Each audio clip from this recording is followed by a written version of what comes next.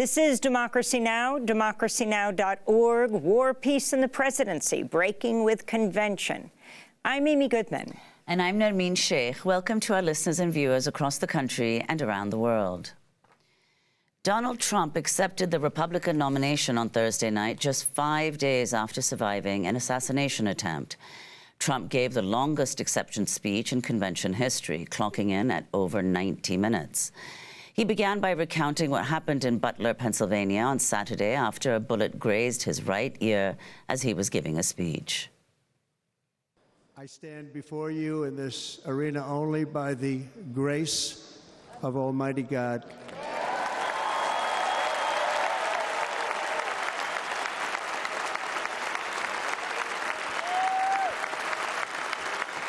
In watching the reports over the last few days, many people say it was a providential moment.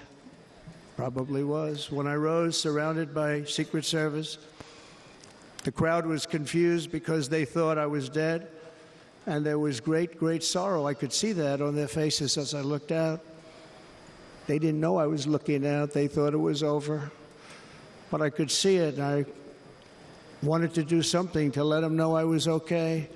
I raised my right arm, looked at the thousands and thousands of people that were breathlessly waiting, and started shouting, "Fight, fight, fight."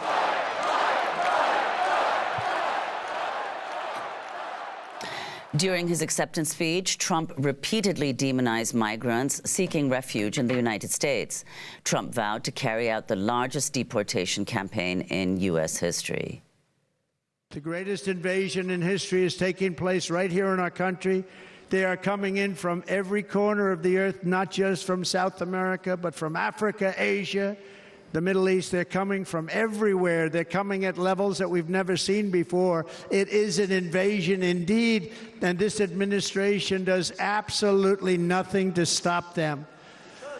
They're coming from prisons. They're coming from jails. They're coming from mental institutions and insane asylums. You know, the press is always on me because I say this. Has anyone seen Silence of the Lambs? The late, great Hannibal Lecter. He'd love to have you for dinner. That's insane asylums. They're emptying out their insane asylums. And terrorists are coming in at numbers that we've never seen before. Bad things are going to happen. That's why, to keep our families safe, the Republican platform promises to launch the largest deportation operation in the history of our country. Donald Trump was introduced by Dana White, chief executive of UFC, Ultimate Fighting Championship. The evening also featured musician Kid Rock and the wrestling legend Hulk Hogan. But what happened last week when they took a shot at my hero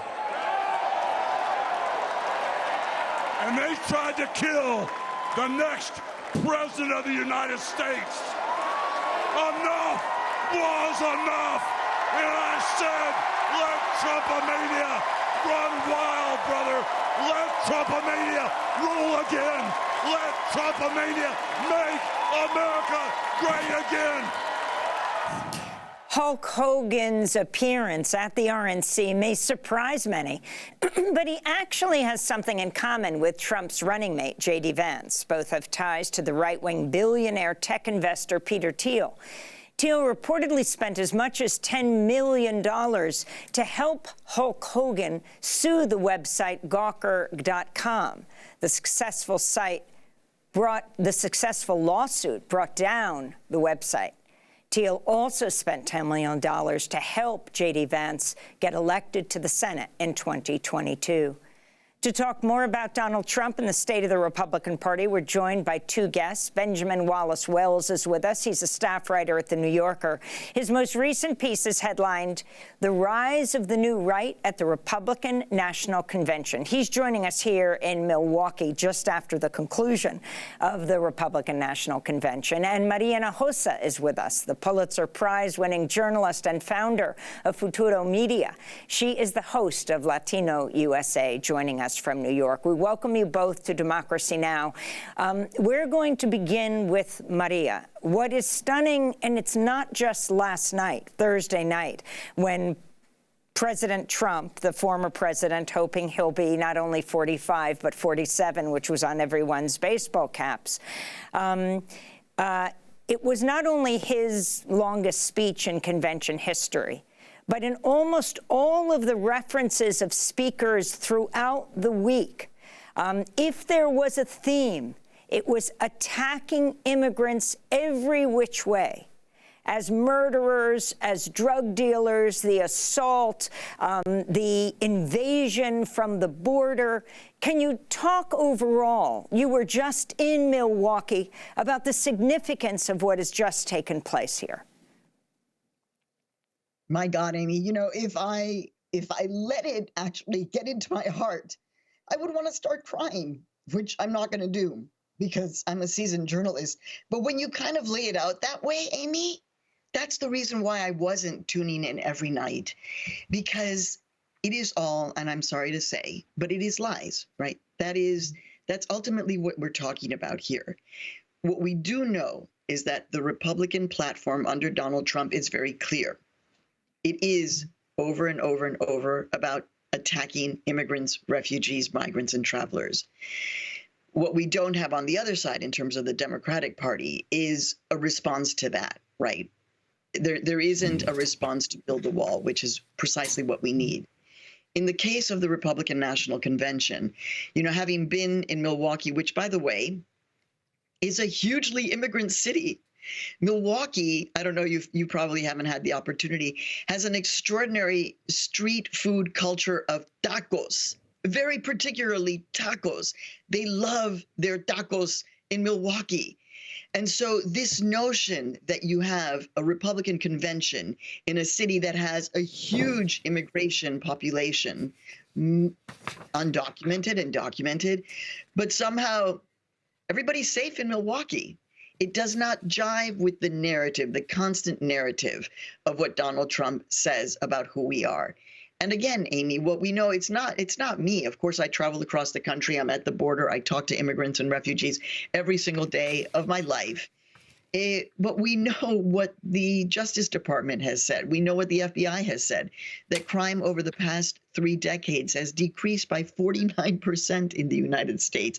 And meanwhile, what the Congressional Budget Office has said is that immigration and immigrants are going to grow the American economy by $7 trillion over the next decade. You cannot have it both ways. The role of the journalist is to not repeat the lies of an authoritarian. That's why what's happened at this Republican National Convention is so problematic for me as a journalist, because we cannot be the ones who are repeating these claims and then not doing the work of constantly doing the fact-checking. It's impossible to do with a convention that we have now seen is essentially, specifically on the question of immigration, lying over and over and over again.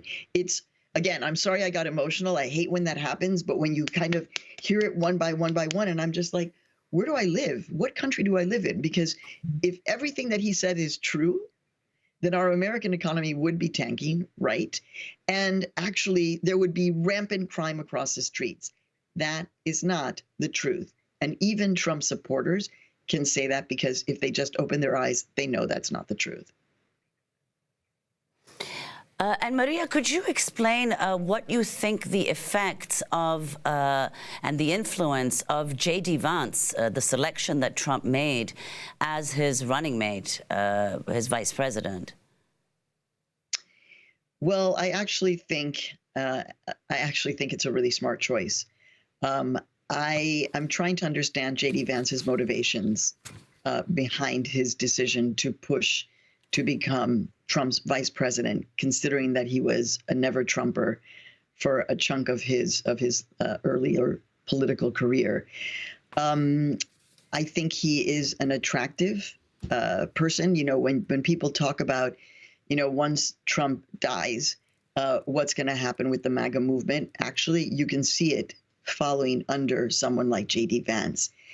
So it's a good choice if you believe in that entire rhetoric. The problem with J.D. Vance is that he's been on the record so many times, right? And the record does not forget when you say things about Donald Trump and how much you can't stand him and how much he's a problem for the country and how you don't trust him and how on the question of immigration he's wrong. And then now you have J.D. Vance fawning over Donald Trump. So there's definitely some interest on his part. And of course, I would love to speak with his wife, who is an immigrant, to understand just how she's putting this all together. So, Benjamin, could you talk about... His wife's parents are immigrants. Thank you for the question. If you could talk about your reflections on the convention last night. You also covered the 2016 convention. So, and you were there last night when Trump, you were on the convention floor when Trump gave his over 90-minute speech. Your response? Well, it was a very interesting turn. The first 3 or 4 days of the convention were pitched as a display of unity, and to a degree normality. In 2016, there had been tremendous protests, counter-protests, both outside of the hall from activists who opposed Trump, but also inside of it from delegates and other candidates. Ted Cruz famously gave a speech at which he declined to endorse Trump. And it was really a very contested and tense, menacing sort of event. This was supposed to be the smooth, made for TV, everybody's on the same team Republican Party. And for a while, for the first 2.5 days, it kind of looked that way, There wasn't so much difference between the MAGA wing of the party and the, traditional Republican, small government conservative wing. People seemed to accept J.D. Vance, who had been seen previously as maybe a little bit of a populist insurgent, as Trump's heir and a central part of this movement.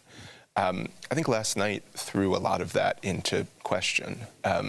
Trump was just straightforwardly weird, He, began with this kind of odd but interesting account of his shooting. I mean, just a horrifying event, and in some ways sort of historic to get a first-person account of it. But he went on for another hour. He, had no clear message to deliver. He was supposed to be talking to swing voters. He didn't offer them very much, And so, there's a way in which the whole party seemed to set up this convention as a way to declare we're done with 2016. We're done with all of that internal and external conflict. We're about to win a big victory, they thought, and Trump sort of got in the way. I want to stick with Peter Thiel. At the beginning of this, we talked about Hulk Hogan's appearance. You have Hulk Hogan, you have Kid Rock grabbing his crotch, you have UCF, right, the head Dana White introducing Trump, and he talked about how important that was. But what isn't so obvious, as we said, this whole issue of Peter Thiel's connection, the billionaire's connection to Hulk Hogan, that he is the right-wing billionaire who reportedly spent as much as $10 million to help Hulk Hogan sue the website Gawker.com, ultimately taking down the website. That was the same amount of money that Thiel spent to help get Vance elected to the Senate in 2022. Talk about who Peter Thiel is and why this matters. It's a really important question, and I think the money in Silicon Valley and sort of this kind of dissident right money in Silicon Valley is moving through a lot right now, including at this event, this convention. Thiel is a billionaire. He was one of the founders of PayPal and then one of the most influential investors in other technology companies in Silicon Valley. He's quite right-wing. He came from a sort of libertarian politics. In 2016, he spoke at the Republican National Convention, and his support of Trump was at the time crucial to grounding him as sort of, not just a TV star or a extremist, but somebody who had support within the business community. Vance's career, I think, would not be possible without Peter Thiel. That $10 million in the 2022 Senate election in Ohio pushed him up into to make him a sort of legitimate candidate at a time when, you know, the Republican establishment in Ohio, though there wasn't one particular candidate who was behind, didn't know him very well and wasn't backing him. I think it's important to dwell not just on Thiel here, but on the question of sort of Silicon Valley money. Elon Musk this week pledged $45 million a month to support a Trump super PAC from here until the election. So we're talking almost $200 million. Just a fifth of what the whole 2016 campaign for Trump cost, you know, just an astonishing amount of money. And up until fairly recently, one of the big dramas around Trump's campaign was whether he could actually raise any money. Donors had backed away from him, you know, in part because of his many trials and the questions about whether he'd continue through the election. And so, you know, this is a situation where you have a relatively few people who have been able to sort of bail out, you know, both of the men at the top of the Republican ticket. On Peter Thiel, people talk about in some of his crazy or other ideas. What are those ideas? You know, this is a little bit outside of my immediate memory, so you know, I don't know how much I can give you here. You know, but he has you know, talked in very sort of sweeping terms, you know, about his pessimism that American society as a democracy can continue to exist. He's promoted seasteading and, you know, other efforts to build alternate, you know, colonies. It gets into pretty weird stuff pretty quickly. I wanted to go back to Maria Hinojosa, the Pulitzer Prize-winning journalist joining us from Bethlehem, Connecticut, though she was recently here in Milwaukee. About J.D. Vance, this quote, you know, you talked about him being an ever-Trumper and then becoming I don't know if it's a forever Trumper or at least a Trumper for now the vice presidential nominee. You have his comments back in 2016, where J.D. Vance said, Trump makes people I care about afraid, immigrants, Muslims, etc. Because of this, I find him reprehensible. God wants better of us, Vance wrote. Maria. Right. And that is on the record. So you can't walk away from that, J.D. Vance. Again, it's almost as if by the way, I should say, Maria, what I should say when we ask all about, you know, the fact that he called Trump America's Hitler, etc. I'm asking senators about this. I'm asking delegates about this. What did, for example, Ron Johnson say, the Wisconsin senator, when I said, what do you say that he says America's Hitler? There is a talking point on this. Then he met him. That's what they say. He changed. Right.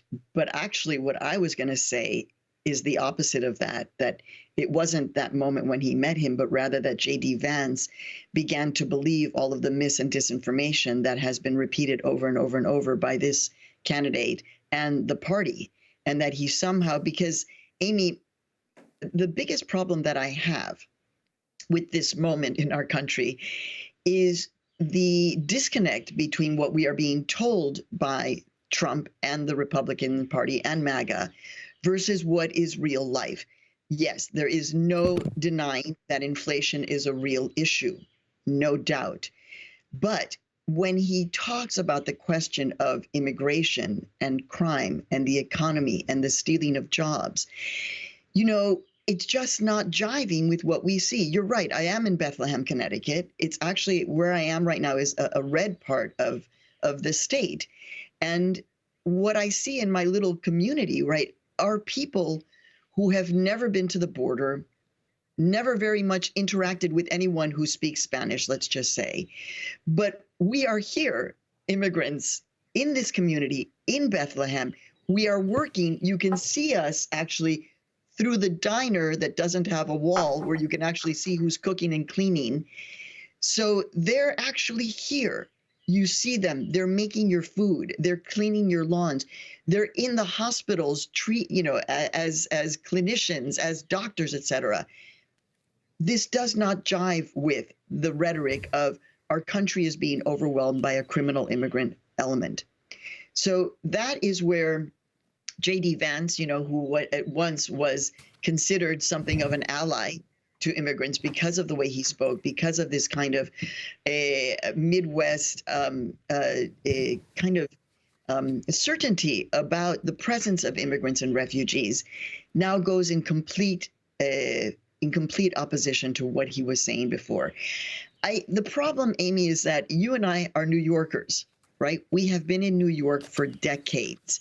And so the notion of Donald Trump is actually, I mean, again, I hate to say this, but we all know he's a con man.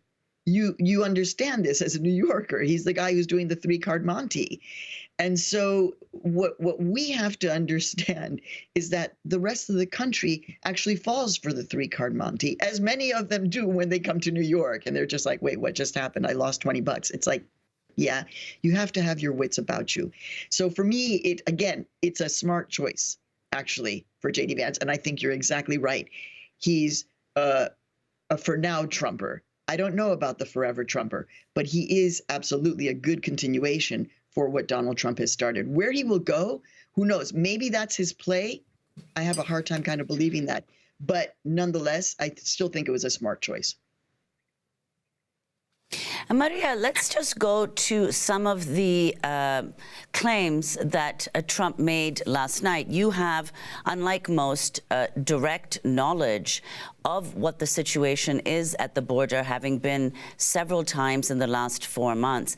So if you could explain what you saw as against the things that Trump said, and then also explain how Trump's policies, what he's proposing now, are different or similar to what he pursued in his first term. Well, so I just got back. I was only there once in the last 4 months, and we were on the border in Tucson, just south of Tucson, in the Tucson sector, at a place called Sasabe. I mean, the important thing for people to know, and I know they're kind of like, wait, what, is where we were, it was 21 miles of wall with 19 openings. And you're like, wait, what did she just say? So this wall that Trump built, and of course, as you know, it was Bill Clinton who started the wall, just to be clear.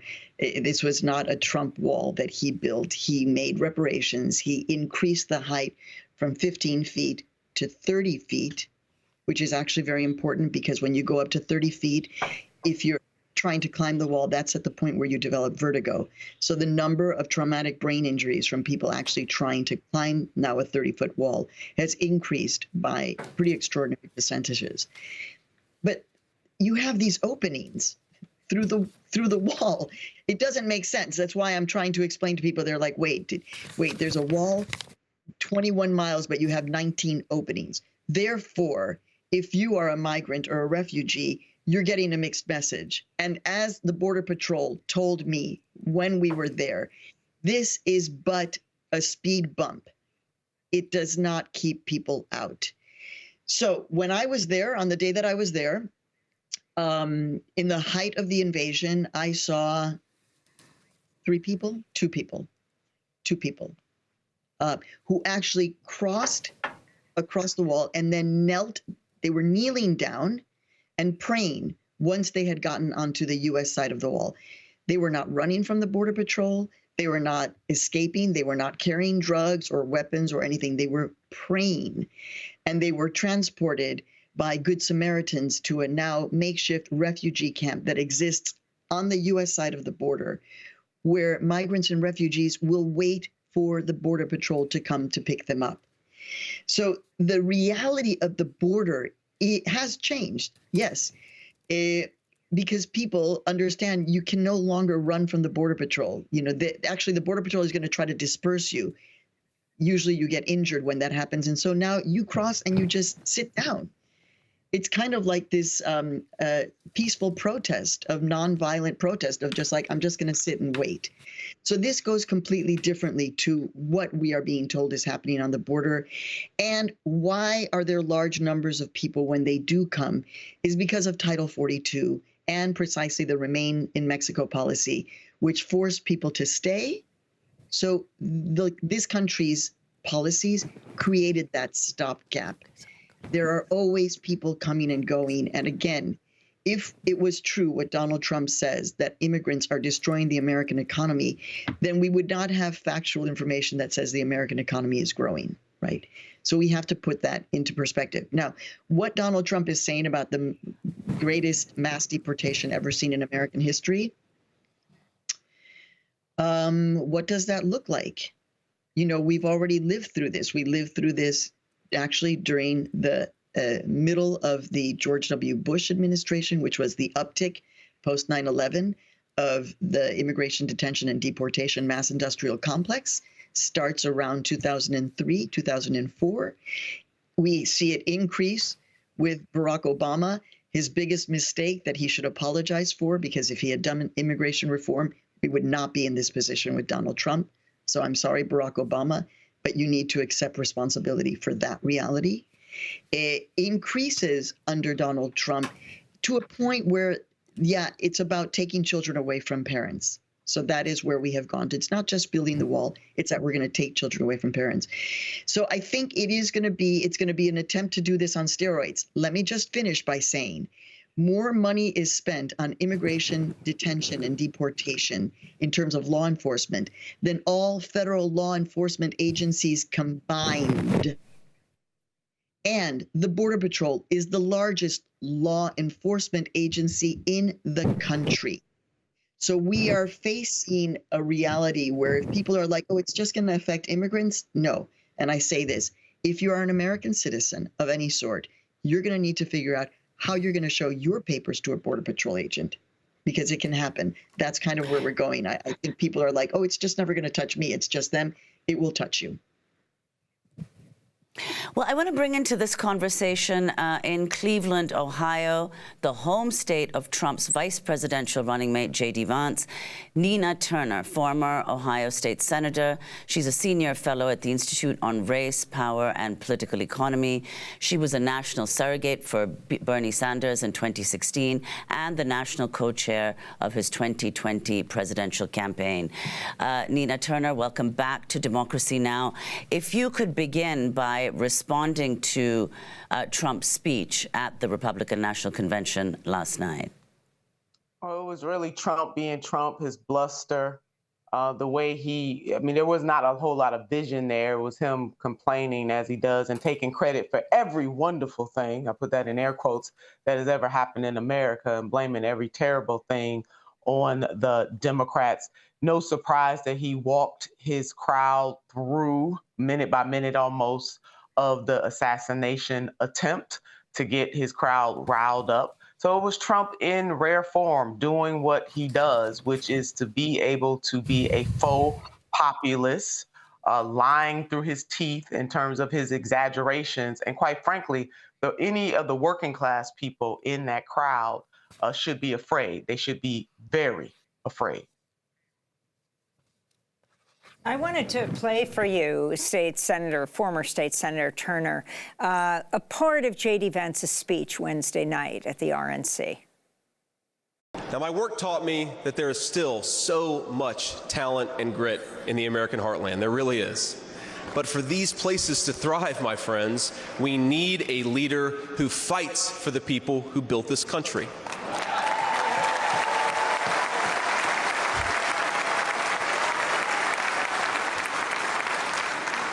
We need a leader who's not in the pocket of big business, but answers to the working man, union and non-union alike.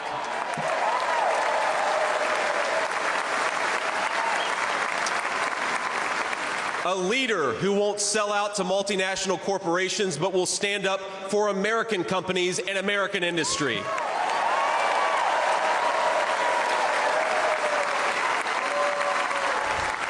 A leader who rejects Joe Biden and Kamala Harris's Green New scam and fights to bring back our great American factories. We need President Donald J. Trump.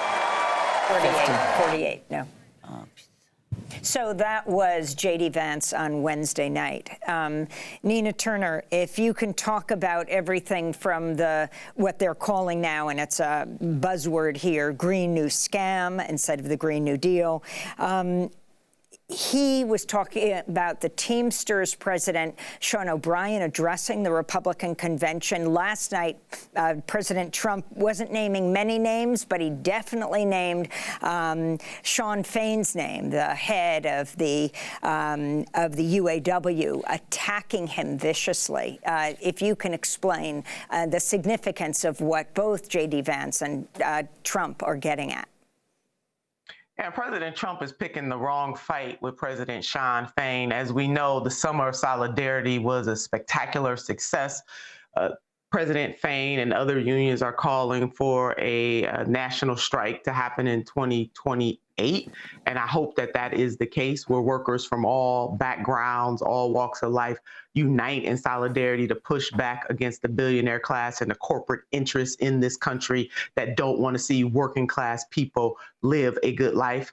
Now, J.D. Vance, Amy, in some of that speech, I was shaking my head. Yeah, we do need a president that will put the working class people ahead of corporations. We do need a president that will line up the supposed values of this country with policy. The problem is President Donald J. Trump is not it, and neither is J.D. Vance. I'm old enough to remember when he came to J.D. Vance, the he being J.D. Vance, went to the picket line of one of the UAW sites here in Ohio and was greeted by Congresswoman, none other than Congresswoman Marcy Kaptur, and she quipped at him, "Is this your first time here?"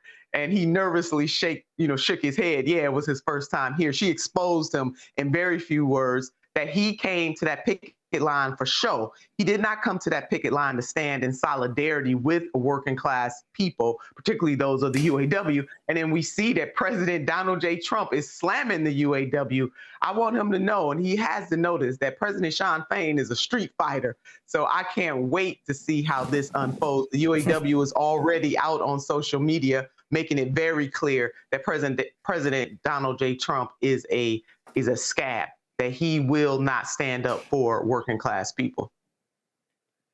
Ben Wallace-Wells, we can't finish this conversation without talking about what's happening outside the Republican National Convention, and that's on the Democratic side.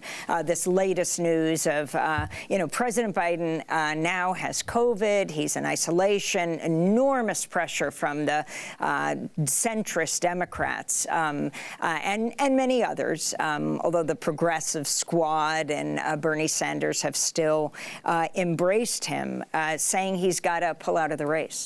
Yes, not only that, but he's struggling to raise any money at all right now. I think when we look at what happened in the Republican convention, and some of your viewers may be thinking, how is this going unchecked? The reason it's going unchecked is that Biden has been in such decline. He's been unable to prosecute a case against the Republicans, against what's happening in the convention for a while. And some of that is because he is, caught up in this drama over his own campaign and whether it will survive. But some of it is also because he just lacks the energy and political coherence that he had even a few months ago. And so all of this, all of these dynamics that we're talking about around the convention, around its anti-immigrant, aggression, around the populism, the natural counterpoint to that should be an aggressive Democratic pushback.